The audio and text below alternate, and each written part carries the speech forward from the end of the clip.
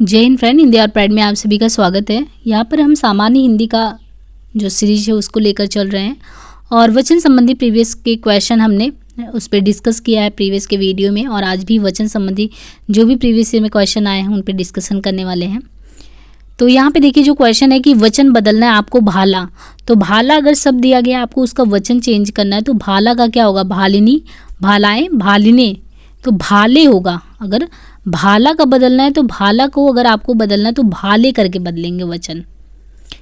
परसर्ग कारक चिन्ह रही शब्दों के बहुवचन ए प्रत्यय जोड़कर केवल पुल्लिंग शब्दों में बनाया जाता है। इनमें अंतिम आ का, यानी भाला आ है ना, तो अंतिम आ का आपने सिर्फ ए कर देना है, ए।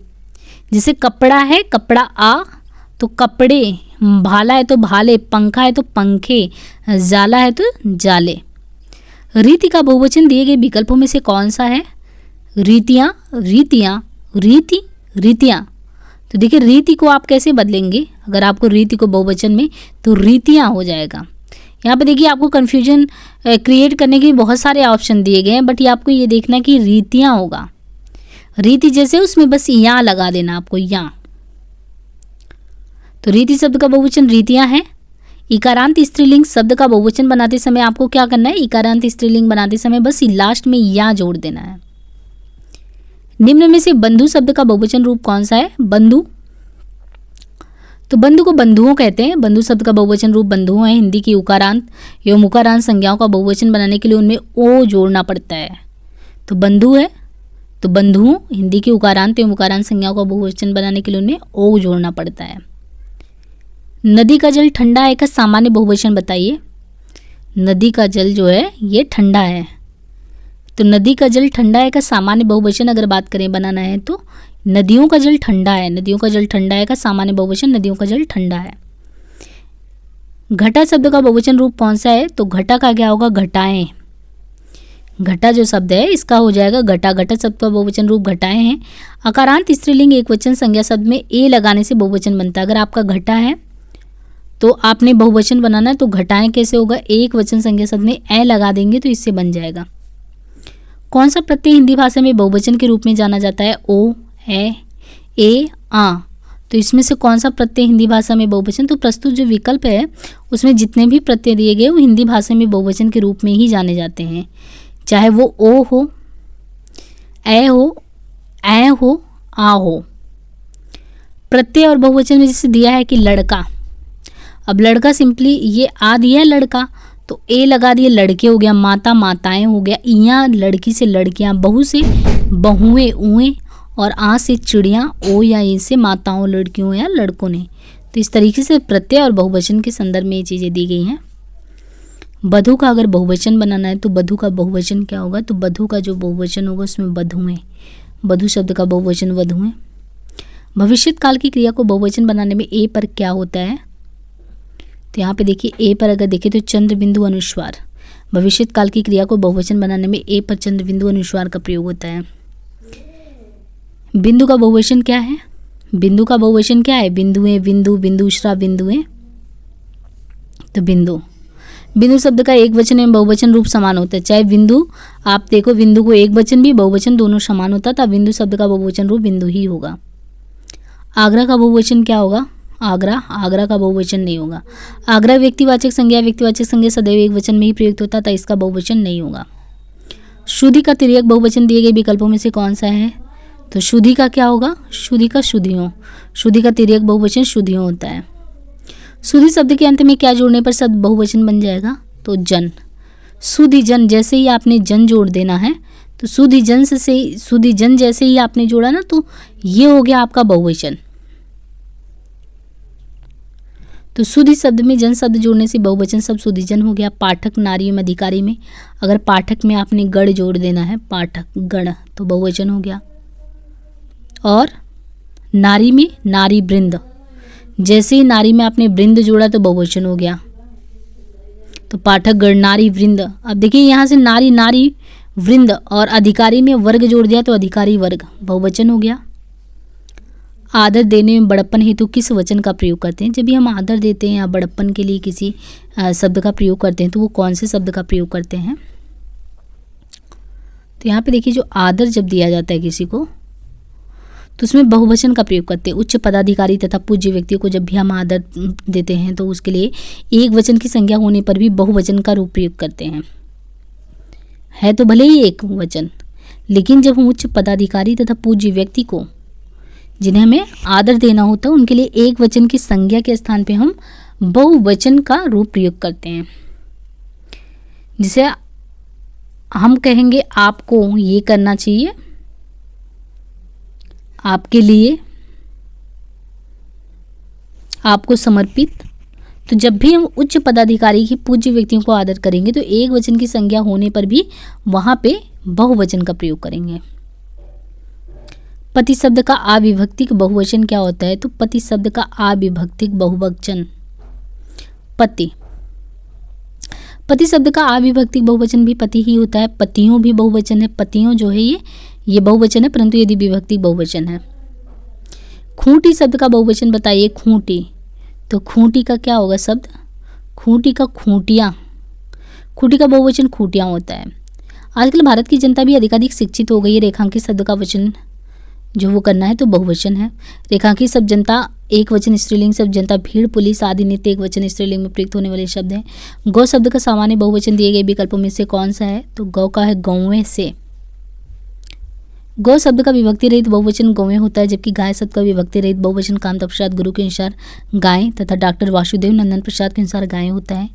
विभक्ति रहित संज्ञाओं के बहुवचन, विभक्ति सहित संज्ञाओं के बहुवचन, तो लता का लताएं, कथा का कथाएं, वधु का वधुएं, बहू का बहुएं। यहाँ पे देखिए लता से लताओं, कथा से कथाओं, वधु से वधुओं, बहू से वधुओं। विभक्ति रहित को सामान्य बहुवचन के तहत रखा जाता है। विभक्ति सहित शब्दों का प्रयोग वाक्य में होता है। वचन बदलना है, जैसे बच्चा दिया है तो बच्चा का अगर देखें तो बच्चों। बच्चा का बहुवचन बच्चों होगा, क्योंकि जब संज्ञा के साथ ने, को, से आदि प्रसर्ग लगे होते हैं तो संज्ञाओं का बहुवचन बनाने के लिए उनमें ओ का प्रयोग होता है। देव प्रश्न होकर मनुष्यों को वर देते हैं वाक्य में प्रयुक्त देव शब्द का बहुवचन क्या है? तो देव का होगा देवगण। प्रस्तुत वाक्य में प्रयुक्त देव शब्द का बहुवचन देवगण है। संज्ञा के पुल्लिंग अथवा स्त्रीलिंग रूप में प्रयोग बहुवचन का बोध प्राय गण, वर्ग, जन, लोग, वृंद आदि से होता है, जैसे पाठक गण, स्त्री जन, अधिकारी वर्ग। मध्यम पुरुष तू का सही का जो है बहुवचन होगा, तो सही का होगा तुम लोग। जैसे यहाँ पे हम देखें कि तू बोलते हैं तो तू का जब हमें देखना है कि मध्यम पुरुष तू, तो जब मध्यम पुरुष तू का सही बहुवचन में प्रयोग करेंगे तो तुम लोग बोलेंगे।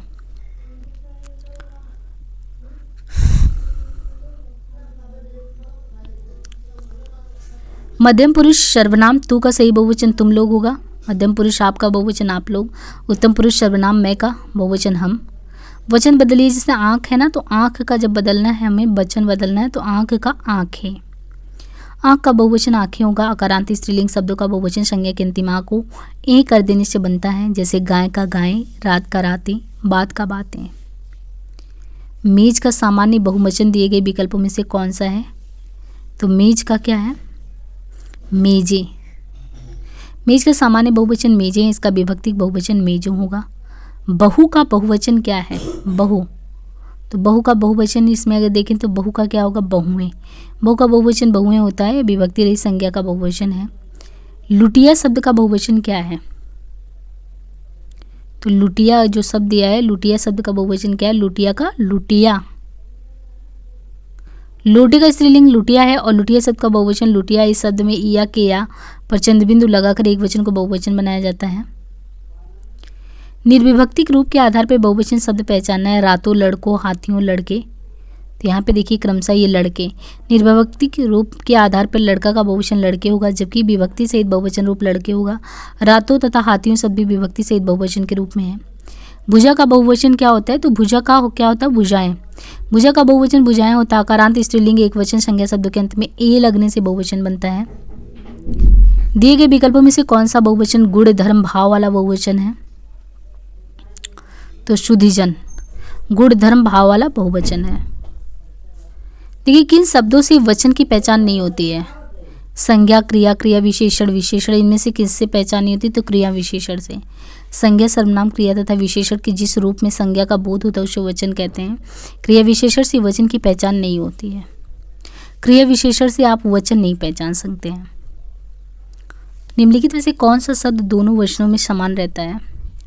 कथा, लता, सरसों, कुटी। कौन सा ऐसा शब्द है जो दोनों वचनों में समान रहता है? तो ये कौन सा है? ये है सरसों। सरसों शब्द एक वचन और बहुवचन दोनों में समान रहता है। कथा एवं लता का बहुवचन क्रमशः कथाएं तथा लताएं होगा। कुटी का बहुवचन कुटियां है। वचन की दृश्य कौन सा जोड़ा सही नहीं है? लता लताएं, किताब किताबें, घोड़ा घोड़े, सखी सखियाँ। तो यहाँ पे देखिए जो सखी सखियाँ ये जो सही नहीं है। लता लताएं सही है, घोड़ा घोड़े ये भी सही है, किताब को किताबें कहें। सखी का बहुवचन क्या होगा? सखियाँ इस तरीके से लिखा जाएगा, ये है। वहाँ पे वो लेखन में जो है गलत हो गया था, सखियाँ। संज्ञाओं के अंतिम में ई या ई को ईया कर देने से बहुवचन बनेगा। निम्नलिखित विकल्पों में से कौन सा वचन जोड़ा सही नहीं है? कौन सा इसमें से वचन जोड़ा सही नहीं है? तो आटा आटे। सोना का एक वचन एवं बहुवचन रूप सोना ही है, क्योंकि द्रव्यवाचक संज्ञाओं का प्रयोग एक वचन में होता है और द्रव्य के भिन्न भिन्न प्रकारों का बोध होने पर समानता इनके एक वचन यौम बहुवचन का रूप समान होता है। अतः आटा का बहुवचन आटा ही होगा। धेनु का बहुवचन धेनु है और छात्र का बहुवचन छात्रगण। निम्न में कौन सा कथन सत्य नहीं है? संस्कृत में 3 वचन होते हैं, हिंदी में 2 होते हैं, हिंदी में 2 लिंग होते हैं। संस्कृत में हिंदी की तरह 2 लिंग होते हैं। संपूर्ण सृष्टि की 3 मुख्य जातियां हैं, पुरुष जाति, स्त्री तथा जड़। अनेक भाषाओं में इन्हीं 3 जातियों के आधार पर लिंग के 3 भेद हैं, पुल्लिंग, स्त्रीलिंग तथा नपुंसक लिंग। अंग्रेजी व्याकरण में लिंग का निर्णय इसी व्यवस्था के अनुसार होता है। मराठी, गुजराती, संस्कृत आदि आधुनिक आर्य भाषाओं में भी यह व्यवस्था ज्यों का त्यों है। इसके विपरीत हिंदी में 2 ही लिंग, पुल्लिंग और स्त्रीलिंग है। संस्कृत में 3 वचन, देखिए संस्कृत में यहाँ पे 3 वचन के बारे में कहा है।